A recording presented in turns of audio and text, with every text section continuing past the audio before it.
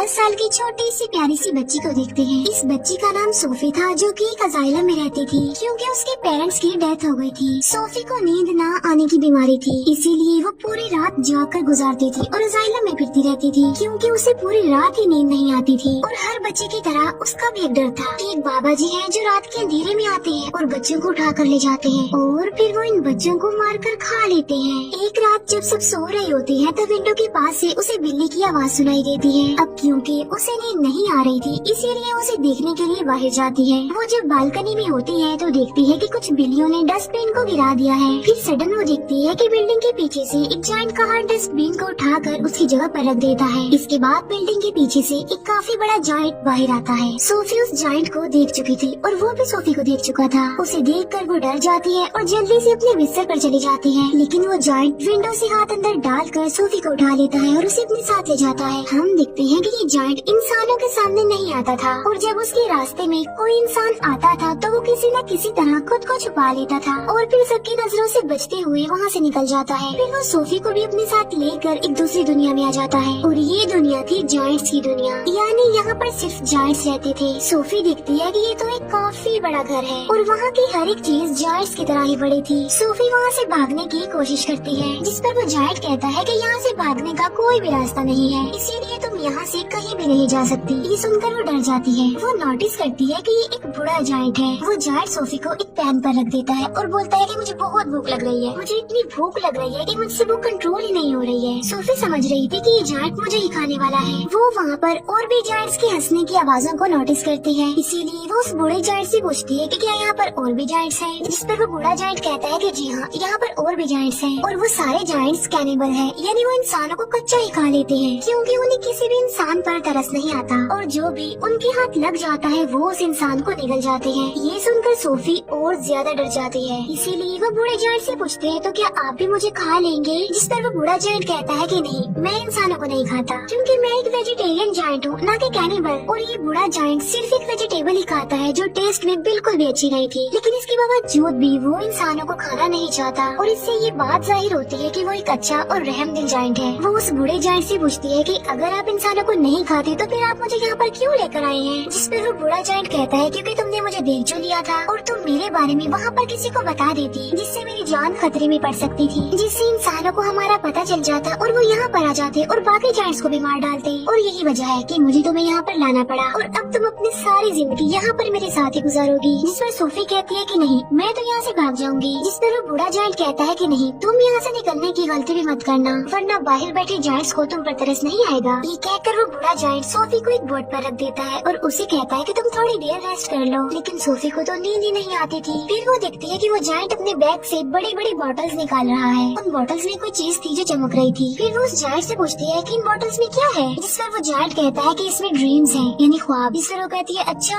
फिर तो ये मेरे किसी काम के नहीं है क्योंकि मुझे तो ड्रीम्स आते ही नहीं है और मुझे ड्रीम्स आएंगे भी कैसे क्योंकि मुझे तो नींद ही नहीं आती। फिर ये जायंट वो वाली बुक पढ़ने लगता है जो सोफी के पास थी। इस बुक में बहुत सारी कहानियाँ लिखी हुई थी। बूढ़ा जायंट उन कहानियों को पढ़ने लगता है, जिस पर सोफी को नींद आ जाती है। इसके बाद वो बूढ़ा जायंट एक बॉटल लेता है और उसमें से ड्रीम बाहर निकालता है। इतनी ही देर में सोफी की आँख खुल जाती है और वो देखती है कि वो बूढ़ा जायंट अभी सो रहा है, इसीलिए वो मौके का फायदा उठाकर उस घर से बाहर निकल जाती है और वहाँ से भागने की कोशिश करती है, लेकिन तभी उसे एक काफी बड़ा जायंट पकड़ लेता है और ये सच में उस बूढ़े जायंट की निस्बत काफी बड़ा जायंट था। सोफी उस जायंट को कहती है कि प्लीज मुझे यहाँ से जाने दो, लेकिन वो जायंट सोफी की एक नहीं सुनता और वो उसे निगल जाता है। इसकी फौरन बाद सोफी की आँख खुल जाती है। इसका मतलब ये था कि सोफी एक ड्रीम देख रही थी। जागने के बाद वो उस बूढ़े जायंट से पूछती है कि मुझे पता है ये आपने किया है ना, क्योंकि ना तो मुझे नींद आती है और ना ही मुझे ड्रीम्स आते हैं, लेकिन आपने ये जो मुझे ड्रीम दिखाया है ये तो बहुत डरावना था। जिस पर वो जायंट कहता है कि मुझे ऐसा करना पड़ा और मैंने ऐसा इसीलिए किया है ताकि मैं तुम्हें ये बता सकूं कि बाहर तुम्हारे लिए कितना खतरा है, इसी वजह से तुम्हारे लिए बेटर होगा कि तुम यहीं पर ही रहो। बूढ़ा जायंट सोफी को समझाता है कि यहाँ पर जो जायंट्स है ना वो मुझसे साइज में काफी बड़े हैं और मैं तो उन जायंट्स के सामने कुछ भी नहीं हूँ क्योंकि मैं छोटा सा जायंट हूँ और बूढ़ा भी हूँ। अभी वो लोग बातें कर ही रही थी कि तभी वहाँ पर एक काफी बड़ा जायंट अंदर आ जाता है और वाकई ये उस बूढ़े जायंट की निस्बत काफी काफी बड़ा था। वो जायंट आते ही बूढ़े जायंट से पूछता है कि बताओ तुम किससे बात कर रहे थे बोने। अब यहाँ पर सारे जायंट्स बूढ़े जायंट को बोना कहते थे क्योंकि वो साइज में सबसे ही छोटा था। बूढ़ा जायंट जवाब देता है कि नहीं तो मैं तो किसी से बात नहीं कर रहा था। इसी दौरान सोफी भी कहीं पर छुप जाती है। इस बड़े जायंट के हाथ पर चोट लगी थी, इसीलिए वो पट्टी करवाने के लिए बूढ़े जायंट के पास आया था। अब क्योंकि वो जायंट कैनिबल था, इसी वजह से उसे उस घर में से इंसान की खुशबू आती है, इसीलिए वो वहाँ पर पड़ी हर एक चीज को देखने लगता है। तभी सोफी उस सब्जी के अंदर चली जाती है जो वो बूढ़ा जायंट खाता था, और जब वो जायंट उस सब्जी को स्मेल करता है तो उसे उसमें से इंसान की खुशबू आती है।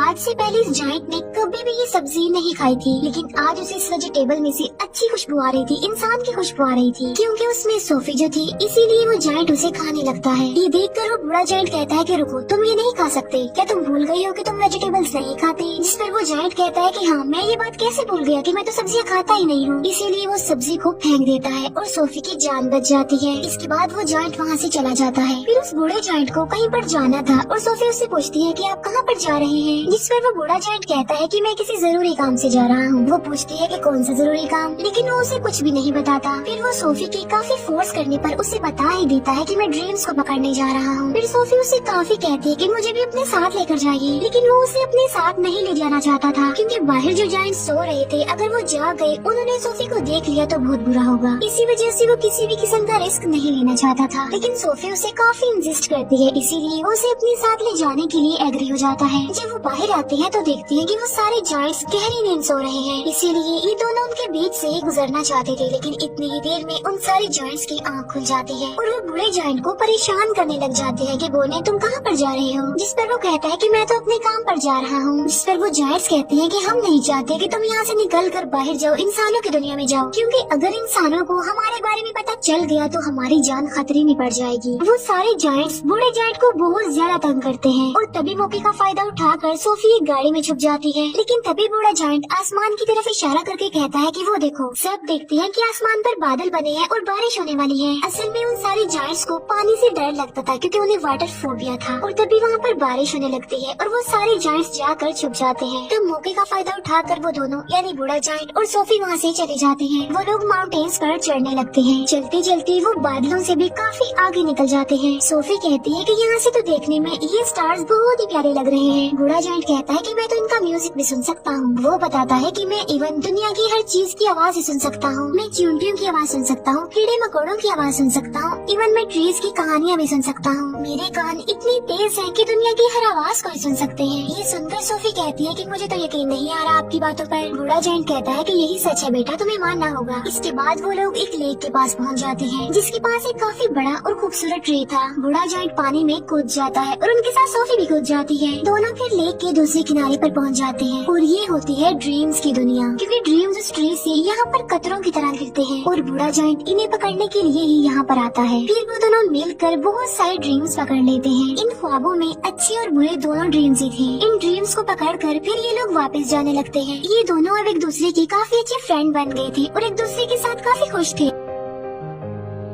बूढ़ा जायंट उसे अपनी दुख भरी कहानी भी सुनाता है कि यहाँ पर सारे जायंट्स मुझे बोना कहते हैं, लेकिन फिर वो एक बात सोचकर खुश हो जाता है कि मुझे यहाँ पर कोई ऐसा भी मिला था जो मुझे बिग फ्रेंडली जायंट कहता था।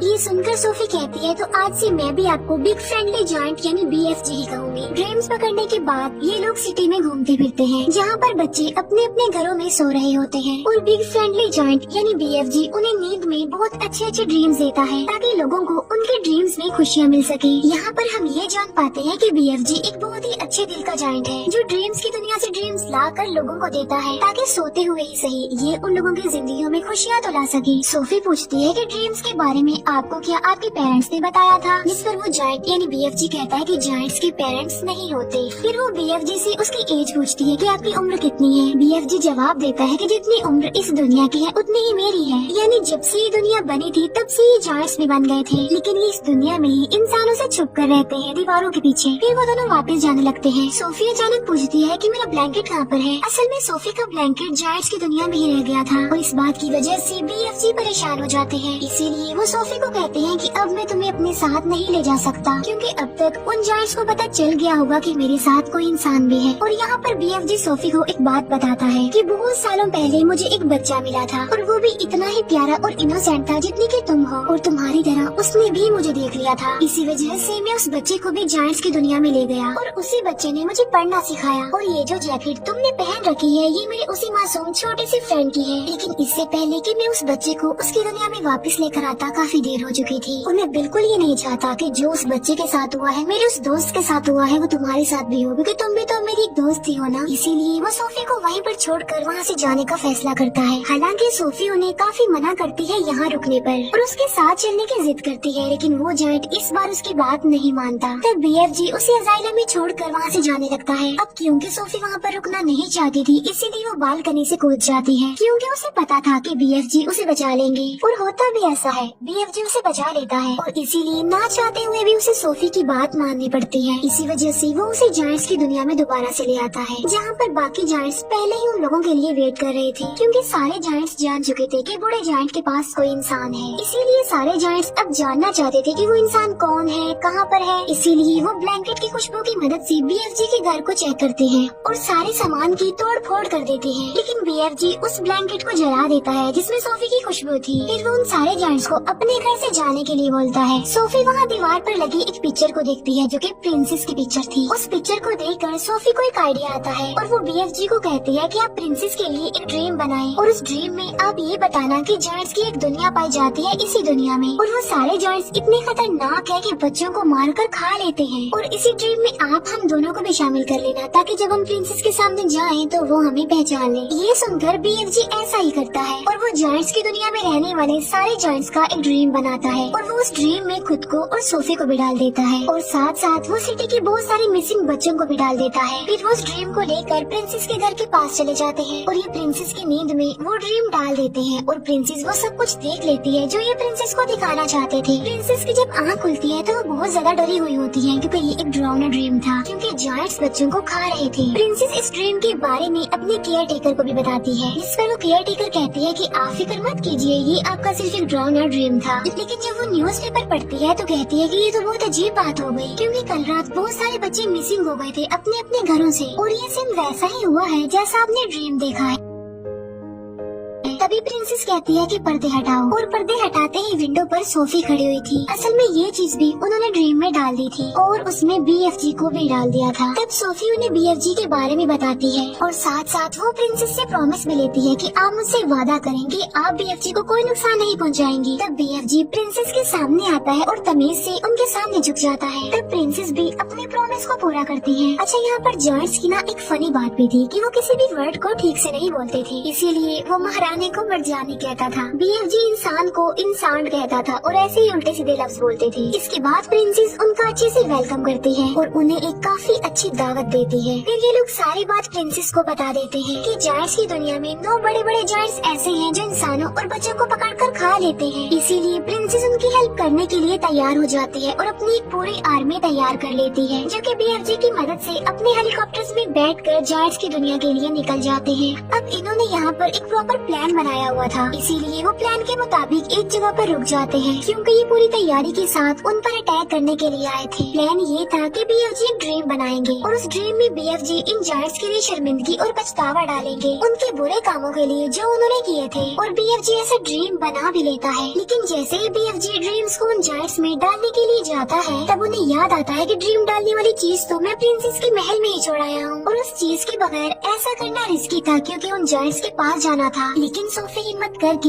उस ड्रीम वाले जार को उस जगह पर लेकर चली जाती है जहाँ पर वो जायंट्स सो रहे थे। लेकिन इससे पहले कि सोफी उस जार को तोड़ पाती उन जायंट्स का लीडर उठ जाता है और वो जैसे ही सोफी को पकड़ने वाला होता है सोफी उस जार को तोड़ देती है और ये ड्रीम उन जायंट्स की नींद में चला जाता है जो भी सो रहे थे। और जब वो जायंट्स जागते हैं तो उन्हें अपने बुरे काम पर शर्मिंदगी होती है, लेकिन जो जायंट्स का लीडर था वो तो जाग रहा था, इसीलिए उसे कोई भी पछतावा और शर्मिंदगी नहीं होती और इसीलिए वो सोफी पर अटैक कर देता है। लेकिन तभी BFG उस जायंट के सामने आ जाते हैं। अब क्योंकि BFG बहुत छोटे थे इसीलिए वो जायंट उन्हें अपने हाथ में उठा लेता है। लेकिन जैसे ही वो BFG को मारने लगता है प्रिंसेस की पूरी आर्मी हेलीकॉप्टर्स के साथ वहाँ पर आ जाती है और वो लोग सारे जायंट्स को पकड़कर अपने साथ ले जाते हैं और उन्हें समंदर के बीच में एक आइलैंड पर छोड़ दिया जाता है। अब क्योंकि इनके चारों तरफ पानी था और ये तो पानी से डरते थे इसीलिए वो वहाँ से भाग नहीं सकते थे और इसीलिए अभी हमेशा के लिए यहाँ पर फंस गए हैं। प्रिंसेस उन जायंट्स के लिए वहाँ पर सब्जी के बीज भी फेंक देती है ताकि ये जायंट्स उन बीजों की मदद से वहाँ पर सब्जी उगाएं और सारी जिंदगी ये वो सब्जी ही खाएं। अब क्योंकि उन जायंट्स को ये सब्जी पसंद नहीं थी, लेकिन अब ना चाहते हुए भी उन्हें ये सब्जी खाने पड़नी थी और पूरी जिंदगी इसी आइलैंड पर रहकर ये सब्जी ही खानी है। इसके बाद हम सोफी को देखते हैं जो बस आइलैंड में नहीं रहती बल्कि प्रिंसेस के महल में रहती है और यहाँ पर सोफी बहुत खुश होती है और वो जब चाहे BFG से बात भी कर सकती है क्योंकि BFG ने बताया था कि वो इस दुनिया की सारी आवाजें सुन सकते हैं। दूसरी तरफ BFG जो कि अब जायंट्स की दुनिया में बिल्कुल अकेले रह गए हैं, जिन्होंने जायंट्स की दुनिया में उस सब्जी के अलावा और भी बहुत सारी वेजिटेबल्स उगा ली हैं और वो भी अपनी लाइफ में बहुत खुश है। सोफी हर सुबह जागकर विंडो पर आती है और BFG को गुड मॉर्निंग कहती है, जिसे BFG सुन लेते हैं और उसका जवाब देते हैं और ये प्यारी सी मूवी यहीं पर एंड हो जाती है। Thank you for watching.